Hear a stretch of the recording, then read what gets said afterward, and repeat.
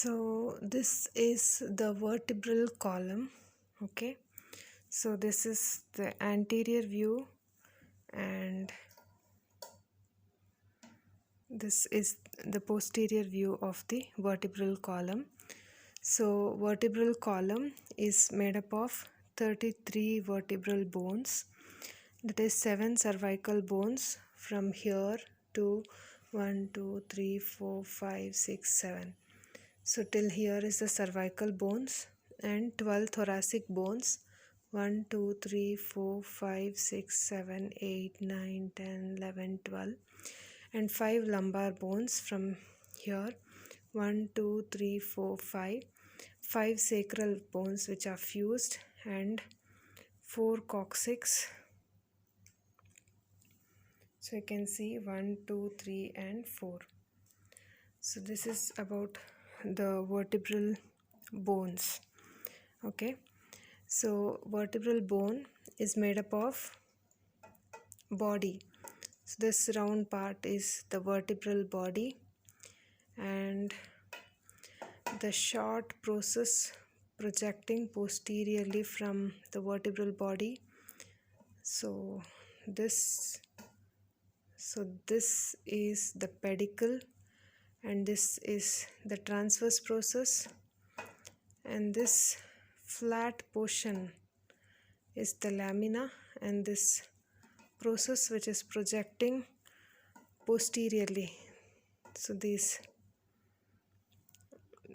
are all the spinous process. Okay, so the vertebra is made up of body, which is round in shape, pedicle, and the process are spinous process, transverse process, and superior and inferior articular facets. So this is the superior articular facet, and this is the inferior articular facet. Coming from the cervical vertebra, 7 in number. So 1 2 3 4 5 6 7. So these are the cervical vertebra.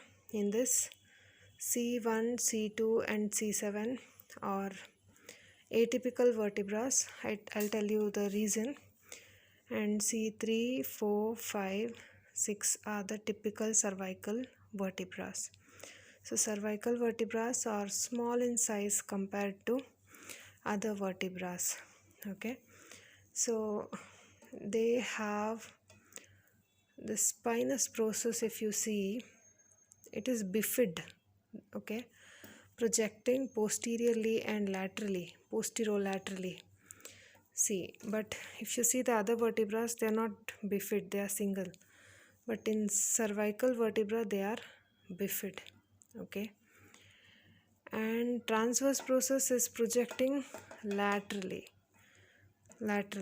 Okay, so the C1 is called atlas because you see here, this is the occiput, a part of a skull. So a globe like cranium is carried by this bone, so that's why it's called atlas, like how atlas carries globe on its shoulders. So this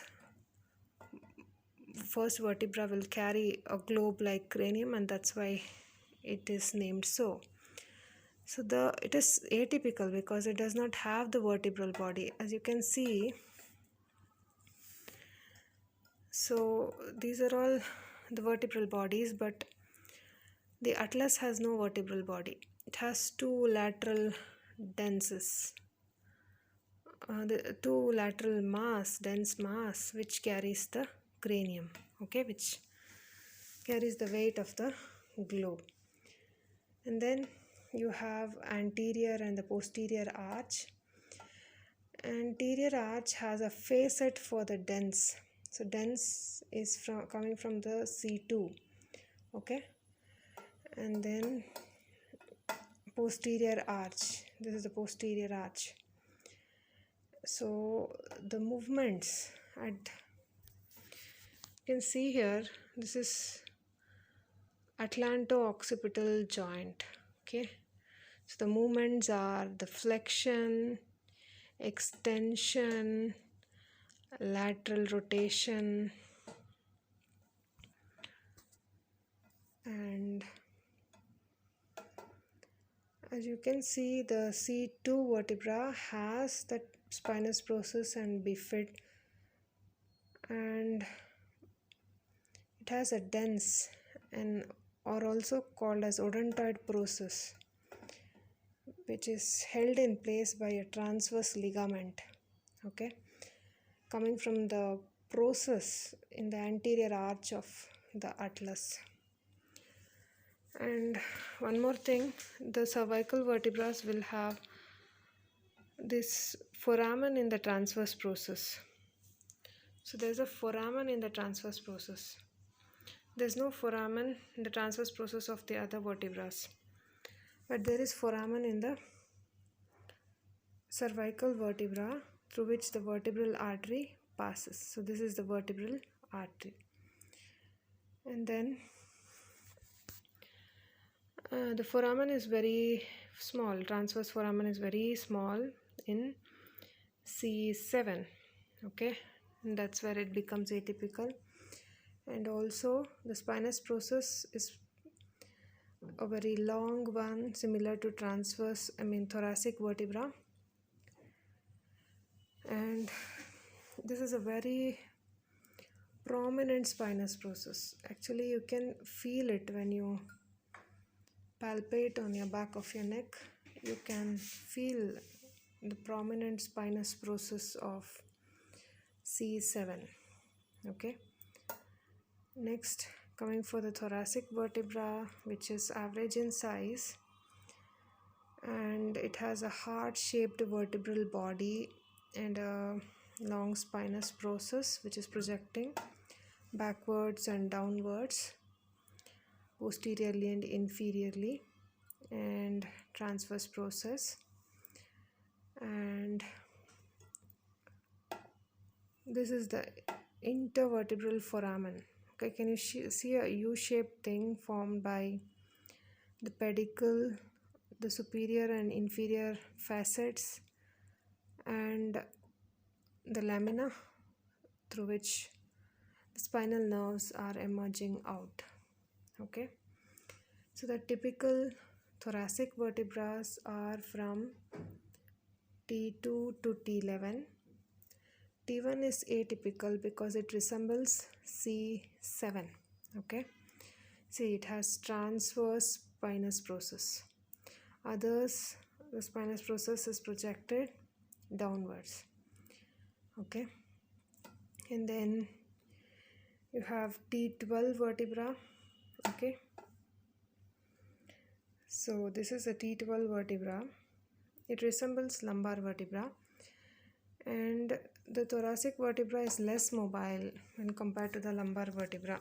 Lumbar vertebra are the large mobile vertebra. So T12 vertebra is a more common site for fracture. Okay, because it is present between immobile thoracic and mobile lumbar vertebra.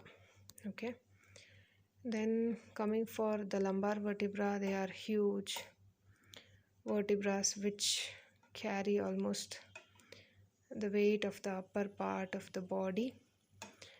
And here L1 and L5 is atypical. L1 resembles T12 and L5. See, if you see L5 vertebra, the height of the anterior part of the vertebral body is less than the height of the posterior part of the vertebral body. That gives you the lumbosacral angle. See, this is the lumbosacral angle. And then these lumbar vertebra will have short and stout spinous process.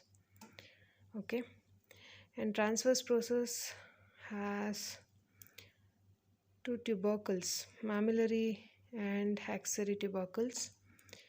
So axillary tubercles is posterior and at the base of the transverse process, and that gives attachment to intertransverse osseous muscle mammillary process to the multifidus and intertransversoris muscle. Okay, so this is about the lumbar vertebra, and then the sacral vertebra. Actually, these are there are five sacral bones, sacral vertebra, but they are fused. As you can see, there is a transverse ridge anteriorly that indicates the fusion of the sacral vertebra into one single sacrum, and this wing shaped thing is ala of the sacrum. This prominent anterior one is the sacral promontory, which forms the boundary of the pelvic inlet. And if you remove this pelvic bone, you can see the shape of the lateral part of the sacrum will be like a ear. That's why it's called auricular surface of the sacrum, which articulates with the ilium of the hip bone, forming the sacroiliac joint. Okay, and then posteriorly, if you see, so you can see a crust, median crust. This represents the fusion of the spinous process from S1 to S4. But there's deficiency of lack of spinous process for S5. So this is called sacral hiatus, and the intermediate crust is fusion of all the articular process, and the lateral crust is a fusion of transverse process. You can see anterior and posterior sacral foramen through which the sacral nerves are coming out, and in the central part inside there will be sacral canal through which cauda equina is present. And yeah, and the widest part of the spinal canal is at the atlas to and also all the cervical canal. There's a at cervical part the spinal cord is wide.